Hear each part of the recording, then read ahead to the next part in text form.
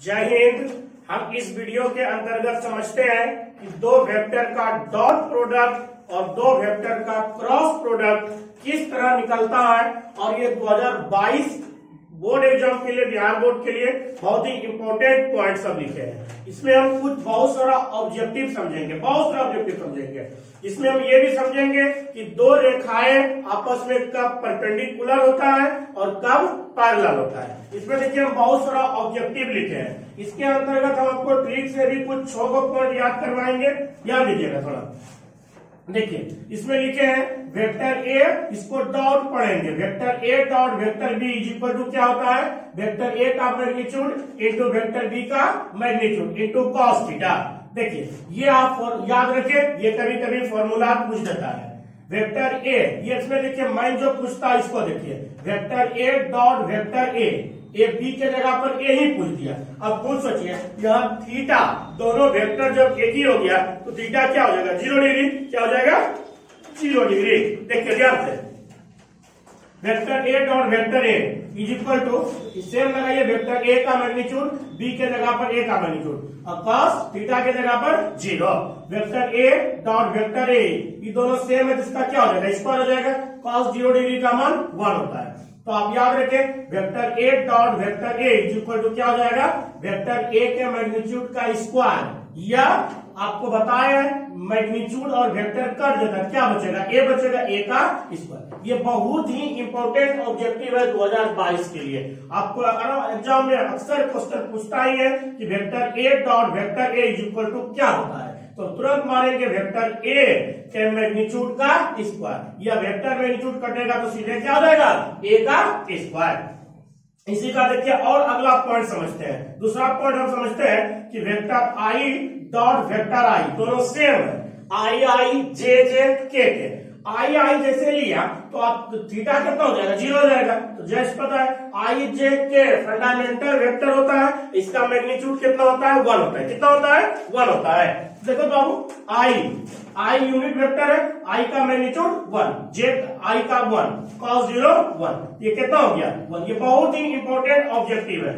I vector I dot vector आई कितना हो जाएगा, 1। इसी तरह आप बनाइए वेक्टर जे डॉट वेक्टर जे, क्या होगा, 1। के डॉट के क्या होगा, 1। जब आप याद रखिए दो वेक्टर जब सेम रहेगा, आपस में जब डॉट करेंगे वो हमेशा कितना होगा, 1 होगा। कितना, 1। ये अक्सर क्वेश्चन पूछता है।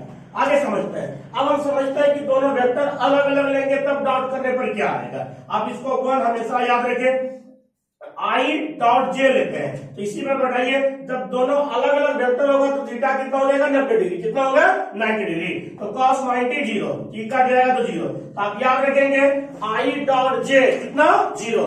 इसी तरह आप आगे भी हम नीचे लिखे जे डॉट के कितना, 0। के डॉट आई कितना हो जाएगा, 0। तो आप याद रखिए जब दो वेक्टर को आपस में अलग सेम वेक्टर में डॉट करेंगे आंसर 1, जब अलग अलग में डॉट करेंगे तो आंसर 0। ये सब आपको यहाँ पर क्वेश्चन डायरेक्ट ऑब्जेक्टिव क्वेश्चन है। आगे चलते हैं इसका।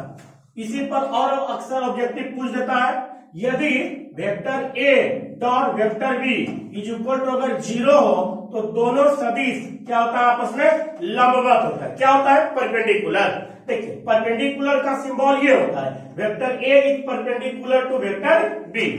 देखिए यहाँ इसमें देखिए दो क्वेश्चन अक्सर घुमा करके क्वेश्चन पूछ देता है, ध्यान दीजिएगा थोड़ा।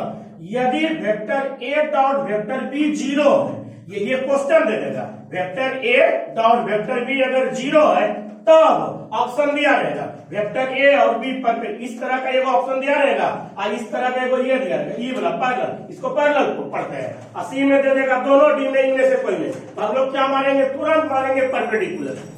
अगर दो वेक्टर का डॉट 0 हो गया तो दोनों वेक्टर आपस में क्या होता है, परपेंडिकुलर होता है। क्या होता है, परपेंडिकुलर होता है। ये सब डायरेक्ट एग्जाम के लिए क्वेश्चन इंपॉर्टेंट है 22 के लिए। आगे समझो, इसी का उल्टा करके भी क्वेश्चन पूछ देता है कि यदि वेक्टर ए डॉट, ये वेक्टर ए परपेंडिकुलर है बी का, तब इसका जो डॉट होगा, इसका डॉट कितना होगा, 0 होगा। कितना होगा, 0। ये दोनों क्वेश्चन घुमा घुमा करके क्वेश्चन पूछ देता है, सब डायरेक्ट एग्जाम में क्वेश्चन आएगा। आगे देखते हैं। नंबर पॉइंट है, माना vector A is equal to A1 I vector plus B1 J vector plus A3 B2, sorry देखिए vector A is equal to लिए A1 I vector plus A2 J vector plus A3 K vector तथा vector B is equal to B1 I vector plus B2 J vector plus B3 K vector. तब दोनों का dot अगर पूछेगा तो ये formula use करेंगे, A1 into B1 plus A2 into B2 plus A2 into B2 plus A3 into B3, ये formula use करेंगे। देखिए इसको बनाने का सबसे आसान तरीका समझेंगे। कोई भी वेक्टर A दिया रहेगा कुछ भी, और उसी तरह B भी दिया रहेगा। तब अगर दोनों का डॉट पूछेगा तब करना कुछ भी नहीं करना। देखिए 1 सेकंड लगेगा। आई का कोफिशिएंट ये है, दोनों वेक्टर A और वेक्टर B में आई का कोफिशिएंट को एक जगह गुना करेंगे, जे के कोफिशिएंट को एक जगह और के कोफिशिएंट को एक जगह। आई के साथ, जे के साथ, के के साथ। आई के कोफिशिएंट यहाँ 2 यहाँ 4, 4 दूनी 8, 2 गुना 4 किए प्लस 3 गुना 6, 5 गुना 7, 4 दूनी 8, 6 3 18 और 7 5 35। इस सब को जोड़िएगा कितना हो जाएगा 61। तो यहाँ पर आपको कोई भी वेक्टर दिया रहेगा, आपको कहेगा डॉट निकालिए। तो डॉट निकालने के लिए यही सेम फॉर्मूला का यूज करेंगे। ये आपको डॉट क्वेश्चन पूछ देता है। आगे समझते हैं, कभी कभी एग्जाम में एंगल निकालने पूछ देता है। तो ये vector A dot vector B का ये फॉर्मूला होता है। तो हम कॉस थीटा को लिख सकते हैं, vector A dot vector B ई गुना में कटेगा तो भाग में, theta is equal to cos inverse vector A dot vector B बटे दोनों का मैग्नीट्यूड। तो ये फॉर्मूला का यूज करेंगे दोनों वेक्टर के बीच के कोण निकालने का। इसमें आपको दोनों वेक्टर का डॉट दिया रहेगा और दोनों का मैग्नीट्यूड दिया रहेगा। ये दो वेक्टर दिया रहेगा तो आप मैग्नीट्यूड निकाल लीजिएगा दोनों का, और दोनों का डॉट निकाल लीजिएगा या बढ़ा दीजिएगा, आंसर आ जाएगा, एंगल निकल जाएगा। एक ये एंगल निकालने का फॉर्मूला। आगे देखिए यहाँ पर और इम्पोर्टेंट लिखा हुआ है, यदि दो रेखाएं, कोई भी दो रेखा 2 लाइन्स दे देगा, और यदि दो रेखाएं जिसका दिक अनुपात मतलब डायरेक्शन रेशियो को किससे डिनोट करते हैं, एबीसी से। 2 है 1 1 एवं 2 2 एवं दिया है, यदि दो रेखाएं जिसकी दो दिक अनुपात क्रमशः A1, B1 तथा C1 और A2, B2 तथा C2 है, तब दोनों रेखाएं आपस में होगा। देखिए जब भी दो रेखा होता है दो तरह से, या तब दोनों रेखा परपेंडिकुलर होगा या तब पैरेलल होता है। देखिए हम नंबर 1 में लिखे बाबू लंबवत को अंग्रेजी में क्या कहते हैं, परपेंडिकुलर, और परपेंडिकुलर का सिंबल ये रहता है। लंबवत होगा कब, जब A1 into A2 plus B1 into B2 plus C1 into C2 0। Question direct exam में यही भाषा दे देता है। कोई भी दो रेखाएं हैं जिसका दिक अनुपात A1 B1 C1 तथा A2 B2 C2 है, तब दोनों रेखाएं आपस में लंबवत होगा। तो जैसे लंबवत कहेगा तो दोनों का सबका गुना का जोड़ क्या हो जाएगा, 0। क्या होगा, 0। यदि आपका पैरेलल पूछेगा तो ये देखिए यहाँ लिखे है, तब समांतर को ये पैरेलल अंग्रेजी होता है। ये सिंबल इस तरह रहता है, जैसे ट्रेन का पटरी रहता है उस तरह का ये पैरेलल का सिंबल रहता है। ये पैरेलल दोनों रेखा कब होगा, जब A1 बटे A2 बराबर होगा B1 बटे B2 बराबर होगा C1 बटे C2। अगर इस तरह का होगा दोनों रेखाएं आपस में क्या होगा, पैरेलल। क्या होगा, पैरेलल। आगे समझते हैं, ये आपको डायरेक्शन रेशियो में पूछ देता है, ये कभी कभी डायरेक्शन कोसाइन भी दे देता है। देखिए यहाँ अब अगला पॉइंट में यह लिखे है, यदि दो रेखाएं का दिक कोसाइन मतलब डायरेक्शन कोसाइन, तो एलिमेंट से डिनोट करते हैं, N1 M1 N1 तथा N2 M2 N2 है, तब दोनों रेखाएं आपस में होगा, मतलब ये तब परपेंडिकुलर ये तब पैरेलल। नंबर 1 में लिखे लंबवत परपेंडिकुलर कब होगा, जब L1 into L2 plus M1 into M2 plus N1 into N2 बराबर 0 होगा, तब दोनों रेखा आपस में क्या होगा, परपेंडिकुलर। दूसरा लिखे पैरेलल समांतर, यदि L1 बटे L2 बराबर M1 बटे M2 बराबर N1 बटे N2, यानी अनुपात जब बराबर होगा तो रेखा क्या हो जाता है, पैरेलल हो जाता है। ये सब डायरेक्ट ऑब्जेक्टिव है 2022 का, सब डायरेक्ट एग्जाम में क्वेश्चन पूछेगा ही पूछेगा। आप इसको तैयार करके ही जाना है, एकदम इसको रट ही लेना है। रटना कि आपको हम पूरा डिटेल समझा दिए, इसको एक बार खाली सेट करके रखिए ताकि बहुत सारा आपको एग्जाम में क्वेश्चन पूछेगा। इससे आगे चलते हैं। अब इसका हम लोग क्रॉस में देखते हैं, vector A cross vector B का फॉर्मूला क्या होता है, वेक्टर ए का मैग्नीट्यूड बी का magnitude sine theta into N cap. आइए एन कैप जहाँ क्या है यूनिट वेक्टर होता है, क्या होता है यूनिट वेक्टर, आपको हम इकाई सदिश बता चुके हैं। आइए ध्यान दीजिए, इसमें जो माइंड क्वेश्चन पूछता है याद रखिए, यदि vector A cross vector B बराबर 0 दे देगा हो तब दोनों सदिश आपस में समांतर होगा। क्या होगा? समांतर होगा।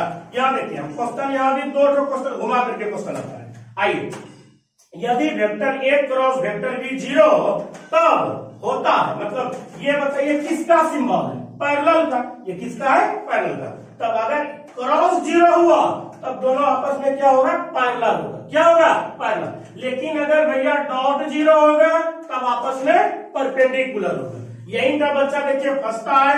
अगर देखिए वेक्टर ए डॉट ये बिंदा वाला लिखेगा तब 0 होगा, तब आपस में परपेंडिकुलर होगा।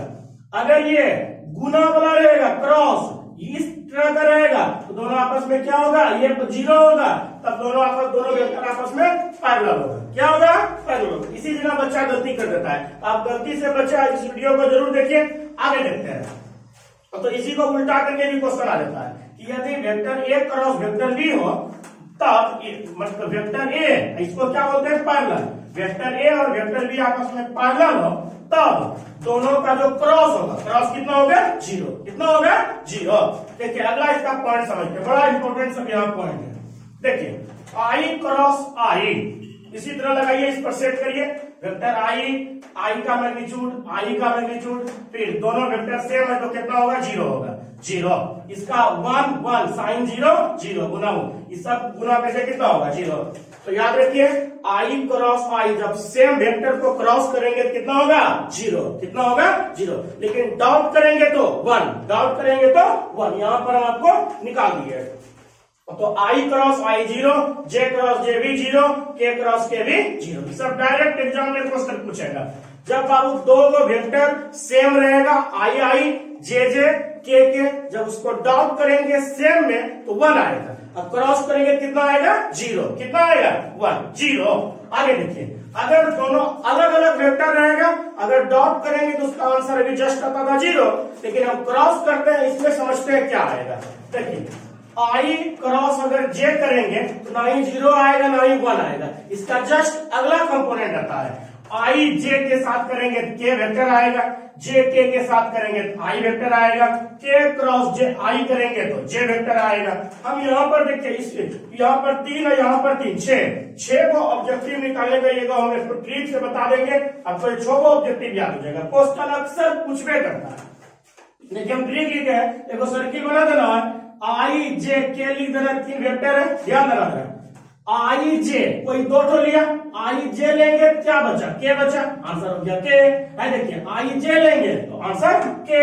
और घूमना है कैसे? सीरियल, ऐसे रेगुलर क्रम में, आई के बाद जे सीधा अगर घूमना है तो उसके अगला वाला लेंगे। अगर उल्टा पूछेगा तो सिर्फ माइनस लगा देंगे, सिर्फ क्या लगाएंगे? माइनस लगाएंगे। आगे देखिए आई जे पूछेगा बचा क्या? के। देखिए भैया आई जे तो आंसर हो गया के। इसी में क्वेश्चन आ जाएगा, मान लीजिए जे के, जे क्रॉस के, आंसर क्या हो जाएगा? वेक्टर आई। देखिए यहाँ वेक्टर आई है। आगे देखिए के क्रॉस अगर आई पूछेगा तो आंसर क्या हो जाएगा? वेक्टर जे। या इसी को कभी कभी उल्टा करके क्वेश्चन आ जाता है। देखिए आई जे ना पूछ करके उल्टा देता है, जे क्रॉस आई। जे क्रॉस अगर आई पूछेगा तो काम तो वही करना है, जे क्रॉस आई मतलब के ही लगाना है, सिर्फ चिन्ह बदल देना है, क्योंकि उल्टा करके क्वेश्चन आया है। उल्टा करके हम लोग जानते हैं आई क्रॉस जे, लेकिन यहाँ पूछता कैसे?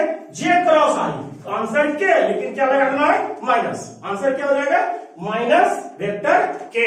आगे देखिए इसी में और क्वेश्चन आ जाता है, जे क्रॉस के ना पूछ करके के क्रॉस जे पूछता है, तो उल्टा आया क्या जाएगा? माइनस आई। यहाँ देखिए वेक्टर आई के क्रॉस आई पूछना चाहिए, लेकिन पूछता किसे है? आई क्रॉस के, तो सिर्फ और सिर्फ क्या हो जाएगा? माइनस, जो हम आपको यहाँ पर लिख दिए। अब तब तक इतना देखिए, तब मिलते हैं अगले क्लास में।